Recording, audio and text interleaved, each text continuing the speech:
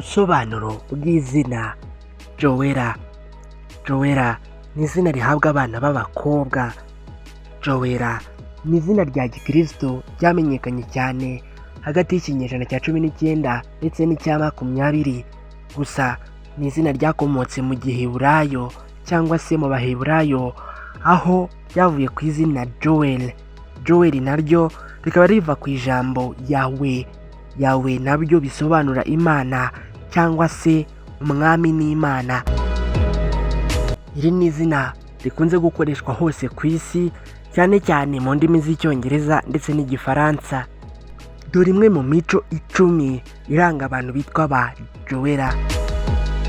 Ikintu cya mbere wamenya kuri ba Joella: Joella ni umuntu uzi gukora amahitamo meza. Icya kabiri wamenya kuri ba Joella: Joella ni umuntu ugira impuhwe kandi akagira ineza ku bandi.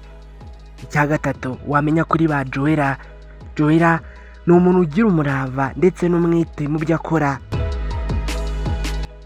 Icya kane kiranga ba Joella: Joella ni umuntu wigiramo umutima wo gushaka kwemeza abandi ndetse no kugaragaza ubutwari. Icya gatanu gikunze kuranga abantu bitwa ba Joella: Joella ni umuntu ukunda gutanga impanuro ndetse n'inama ku bandi. Icya gatandatu gikunze gukorwa na Joella cyangwa kiranga ba Joella: Joella ni umuntu ukunda ubwumvikane ndetse n'ubwitonzi. Ahantu hatari amahoro ba Joella ntabwo bahakunda. Icya karindwi kiranga abantu bitwa ba Joella: Joella akunda abantu bafasha kandi nawe ubwe akunda gufasha. Joella ni umuntu ukunda ibintu biciye mu mucyo ndetse n'ubworoherane. Icya cyenda wamenya kuri ba Joella: Joella ni umuntu wigiramo udushya ndetse n'ubuhanzi ku buryo ibintu yikora cyangwa se akora abantu benshi usanga babimukundira. Icya 10 gikunze kuranga abantu bitwa ba Joella: Joella ni umuntu ukunda gukora ibintu ariko akabikora binononsora.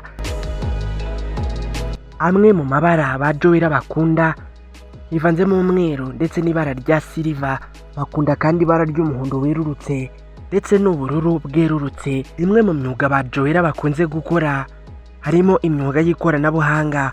Bakunze kuba abahanga muri tekinoloji, bakunze kuba abanyamadini, abarimu, abashakashatsi, abavumbura bumenyi, ndetse bakunze kuba abatoza, abahanga mu gutekereza ndetse n'abakorera ibigo byigenga.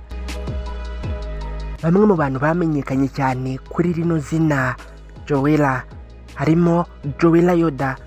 Uyu yabaye inzobere mu mateka n'ubumenyi, yabaye kandi umushakashatsi. Harimo Joella Gibson.